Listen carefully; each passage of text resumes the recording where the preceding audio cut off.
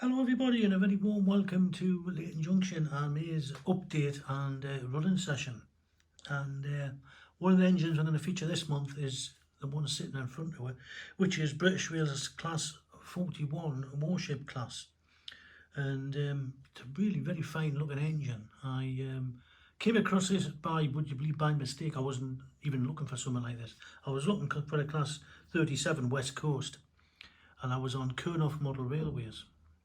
I came across this. I forget how now. Anyway, it caught my eye and I thought, oh, that looks nice. I haven't seen one of them before. And in fairness, I hadn't even realised this thing existed. It's an exclusive to Kurnoff themselves. And in fairness, they have done a cracking job. It's got a loksound chip in. I had it sent off to our friend Richard from Road and Rails, who did his weathering, and he did have to clip something off the chip to make it run properly. It was losing power. It wasn't a fault, but it was something that wasn't compatible. I forget what it was anyway. Anyway, it came back after we'd done all these bits and bobs, and it's running absolutely faultless, and it sounds really, really nice. It they had a rather short and sad service, to be honest. They weren't in service very long. They were it was so unusual. I hadn't seen the shape of these before. I had a quick Wikipedia of them.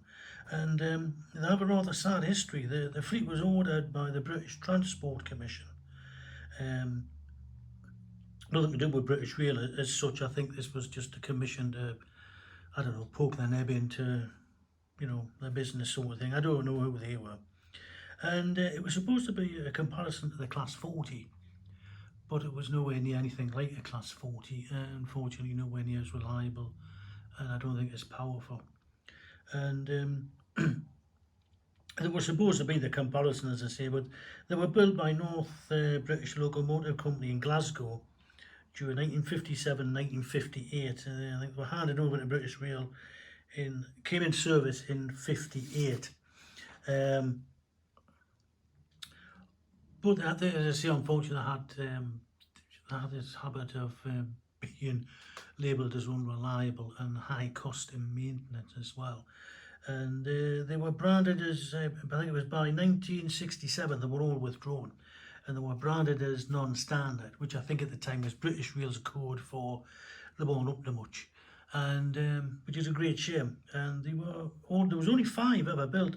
All 5 were sold to, I think it was Woodham's scrapyard in Barry, and languished there for many years. There was one of them, I forget what number it was, D900 something or other, lay there up until the early 80s, would you believe.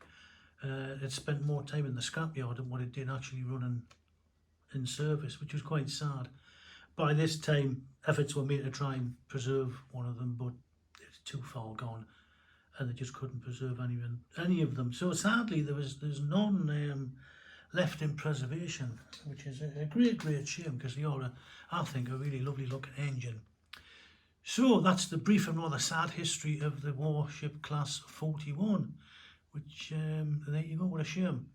So we'll switch to the handheld shaky cam, as I call it, and we'll have a quick whisk round. I have done some improvements under the bridge either side, and the fire station street area has been nearly finished, just about tied up the roads in. It's been gravelled up, and so we'll have a quick whisk around there before we start the run session, and hopefully I find everybody well and coping with this lockdown. Now it is quite hard. This is, I don't know what, week 6 now, I'm not too sure. All the days seem to be merging together. So anyway, we'll crack on and we'll switch to the shaky cam and have a quick whisk round. See you shortly. Right, we're back. Hello. I'll try and keep this as steady as I can, kids. So, as you can see, up by the top end of the high street now, where the high street ends and it goes round into the engine shed, we do now have we have the beer garden and some punters by the pub, and fire station's now gravelled off and finished. We have our new recruits and our final bit of training. We have one up on the top. Don't know what he's doing, not a lot, but so yes, they're in place now. police station is all in place.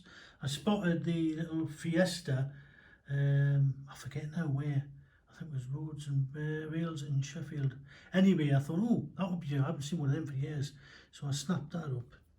So as we move further down, I've got the petrol station to light, which I'm going to do in the next few weeks. We now have people in front of the old schoolhouse and the bus stations in place. The engine shed area is still more or less the same. Nothing really has happened there, but it doesn't look too bad. Underneath the bridges, I finally managed to finish either side of the lake. So we now have the car park and our hippie mobile in there. I'm still waiting for another couple of vehicles to put underneath there in the car park.